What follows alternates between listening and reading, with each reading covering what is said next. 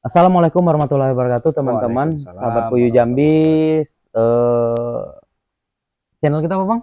Edi Puyuh Jambi. Edi Edi Puyuh Puyuh Jambi, Jambi. gitu. Pada kesempatan hari ini, pagi-pagi nih, saya sudah datang ke tempat Bang Edi, khusus Pagi-pagi. langsung ke kandang Bang Edi. Hmm. Kebetulan Bang Edi juga Hmm. ada ngundang saya di minggu Hmm. kemarin. Hmm. Datanglah ke kandang, kata dia, jemput di Hmm. Oki sekalian. Hmm. Oke, saya Hmm. datang, gitu. Nah, Hmm. tapi saya datang sini nggak cuma sekedar datang kosong, Ya. gitu. Saya mau ambil ilmunya, Hmm. gitu. Nah, Boleh. karena Bang Edi ini ilmunya soal penetasan puyuh, Hmm. ya, soal penetasan puyuh memang ya saya akui jago kalau di Jambi, Hmm. gitu. Nah, Bang, tadi kita sudah Siap. bahas tentang bagaimana kalau kita mencari indukan nih, Bang. Hmm. Tadi sudah kita bahas seperti apa supaya kita Hmm. dapat indukan yang Hmm. bagus, Hmm. yang telurnya layak kita tetaskan, gitu. Hmm. Ah, itu baru diindukan, Bang. Hmm. Coba kalau kita sekarang ini cari seperti apa telur yang bagus yang layak untuk kita tetaskan. Karena kan telur ini bervariatif nih, Bang, beda-beda. Hmm. Dari segi ukuran pun sudah bisa kita pastikan, dari segi corak pun itu Hmm.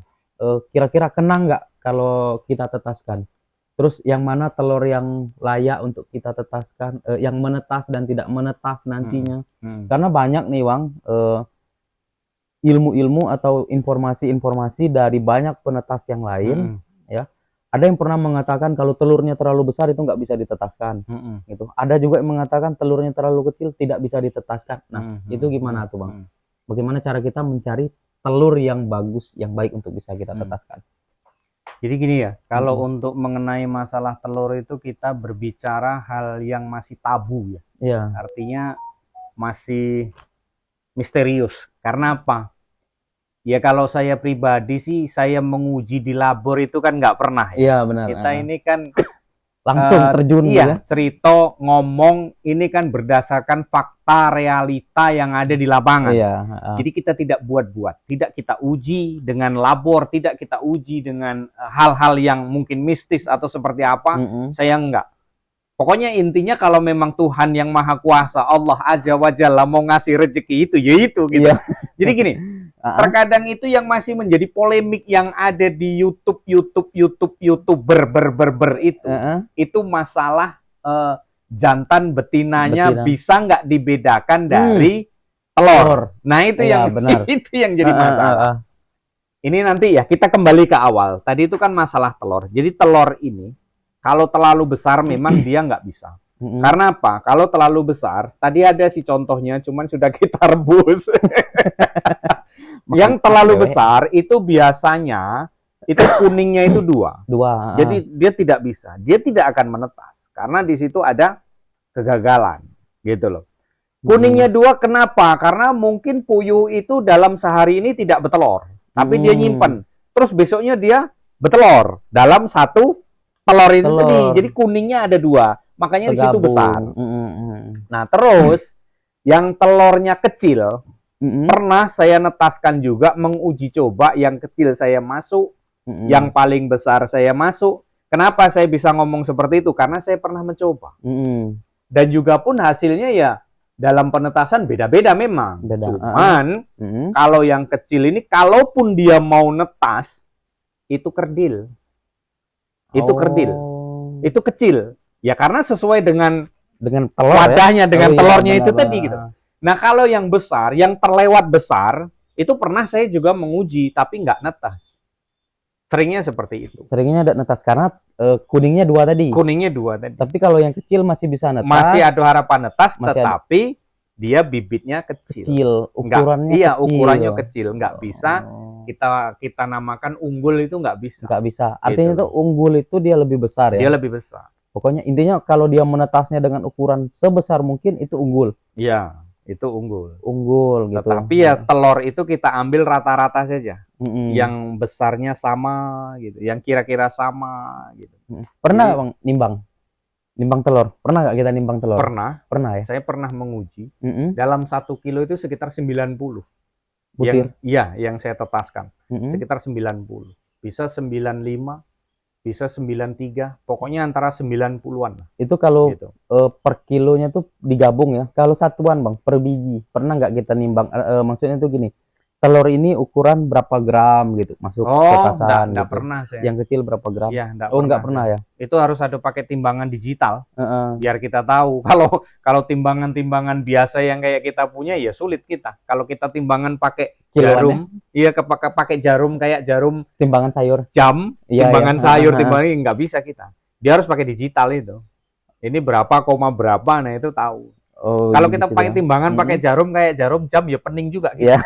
Pusing Harus juga kita gitu. perhatiin kan gitu. Nah, terus memecahkan masalah yang masih dianggap tabu, yang masih ini apa namanya? Masih dalam apa ya, kepercayaan kita sebagai peternak bahwa telur itu yang bentuknya itu apa ya, bulat, Bulan. oval. Oval. Itu biasanya orang bilang itu ini betina. Betina. Mungkin kalau ayam bisa diprediksi, atau ayam atau bebek atau apa, ya kita nggak tahu ya, karena kan kita kan nggak menguji itu. Saya ngomong ini berdasarkan apa yang saya alami. Ya. Kalau yang rekan-rekan tanya dari kolom komentar ya, itu yang tanya dengan saya, Pak, begini. Kalau saya memang belum pernah mengalami, saya nggak jawab. Karena apa? Takutnya kalau saya mengandai-andai permasalahan, mereka nanti mencoba dengan keputusan yang saya mengandai-andai itu tadi, mereka gagal. Kan kasihan. Iya, benar. Makanya saya jawab itu berdasarkan pengalaman saya. Saya nggak mau istilahnya, oh enggak Pak, harus begini. Padahal saya belum. Sok tahu tapi tidak tahu, kan gitu. Ya, bahaya tuh Bang, bahaya.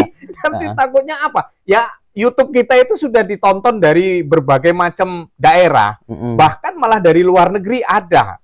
Dari Malaysia, dari Taiwan, dari Singapura, India, Bangladesh, itu saya tengok ada penonton, audiens saya ada di situ. Makanya saya nggak berani jawaban ini mengandai-andai di luar daripada pengalaman saya. Kalau ditanya saya nggak sekolah, ya sekolah saya, cuman kan tamatan SMA, bukan bidangnya ternak gitu loh. Nah, makanya kalau peternak itu tanya, ya saya jawab berdasarkan pengalaman saya. Apa yang sudah pernah kita lakukan? Nah itu, kalau mengandai-andai ya saya nggak bisa gitu loh. Nah, kembali ke pokok permasalahan. Jadi tadi masalah telur, bahwa bentuknya oval ini adalah betina. Kemudian yang agak lebih lonjong, lebih panjang, yang lancip ke atas, itu jantan, kan gitu. Nah, itu mungkin rekan-rekan bisa menonton video saya, itu ada, cari saja, scroll saja di Edi Puyuh Jambi itu ada. Nah, di situ sudah saya buktikan sendiri menggunakan kamera waktu dia netas. Karena apa? Waktu dia netas seperti yang ada di dalam mesin tetas saya ini saat ini. Waktu dia itu menetas, ya, waktu dia menetas. Nah, itu di situ tuh kan keluar itu kan bentuk bulunya kan langsung tahu kita. Nah, dari telurnya ini tadi yang dianya itu bentuknya oval terus yang bulat, lancip itu. Nah, disitulah kita pecahkan mitosnya, mistisnya di situ kita pecahkan. Ternyata apa?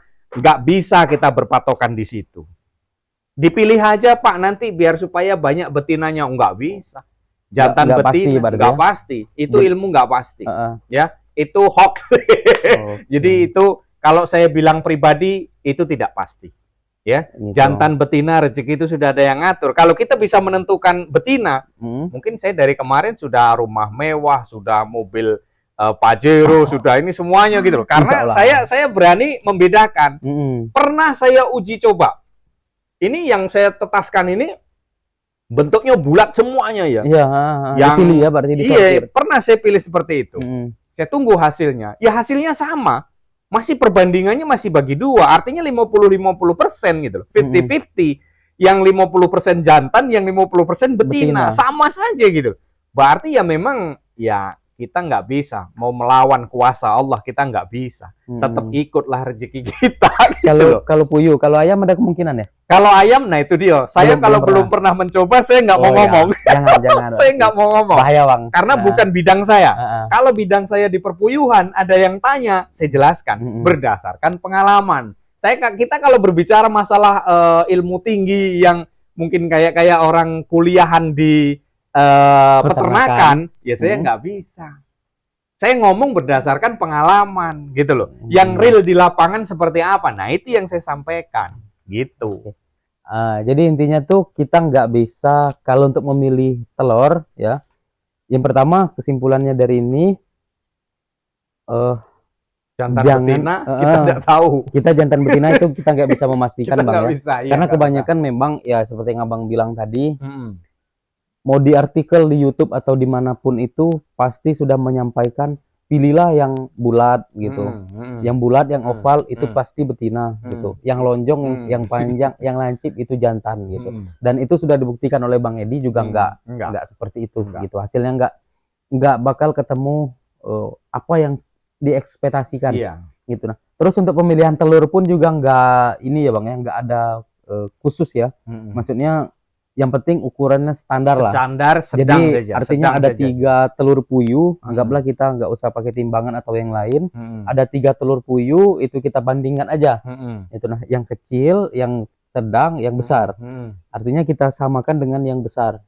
Gitu nah. Kenapa kita samakan dengan yang sedang tadi ya? Gitu. Kenapa kita memilih yang sedang supaya ukurannya lebih bagus ya. Jadi bibit unggul ya. Iya. Kalau ukuran terlalu kecil kemungkinan menetas, Iya, tapi kerdil. kecil ya, puyuhnya. Nanti Terus- juga telur produktifnya kecil. Kecil ya. Telurnya pun kecil. Terus yang ukuran yang besar nih, yang benar-benar besar itu tidak disarankan untuk ditetaskan ya, Bang. Iya. Karena kemungkinan di dalam itu kuningnya 2 Kuningnya gitu. 2. Walaupun pernah nggak ketemu yang ini, yang menetas di ukuran yang besar?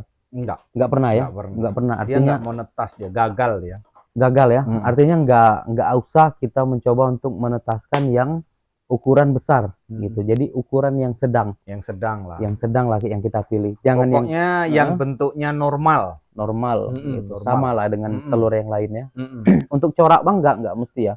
Kalau corak ya yang jelas intinya normal. Jangan corak ini juga dimasukkan. Saya sering menguji coba. Saya mungkin masukkan telur itu kan ada kita ketemu yang putih polos. Iya, Nah itu nanti biasanya anaknya itu begitu menetas polos juga. Kayak bebek dia. Albino. Jadinya albino. Albino itu kan kelainan genetik ya, kelainan jenis ya. Ada itu, yang putih itu ada. Nah itu. Oke.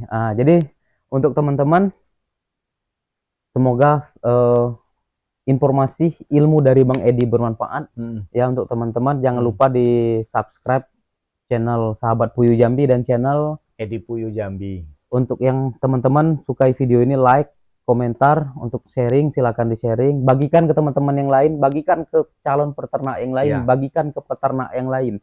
Semoga video ini, semoga ilmu ini bermanfaat untuk banyak orang. Karena tujuan kita memang sharing ilmu ya Bang ya. Gitu. Karena bahaya Bang bakal ditanya nanti. Oh iya. Iya. Gitu. Nah, untuk teman-teman cukup sampai di sini videonya. Terima kasih sudah menyaksikan. Setelah ini kita lanjut lagi Bang. Masih lanjut lagi. Masih ada banyak sekali yang bakal kita tanyakan ke Bang Edi. Masih banyak sekali yang bakal kita cari ilmu dari Bang Edi. Pokoknya hari ini apa yang Bang Edi tahu, ilmu Bang Edi yang Bang Edi punya, bongkar semua gitu. Gitu. Kita ambil semua, kita bawa pulang. Gitu. Supaya kita bisa implementasi jadi lebih baik gitu. Kalau saya nggak mungkin. Bahaya nanti. Suhu marah. Ya, cukup sampai di sini. Assalamualaikum. Waalaikumsalam.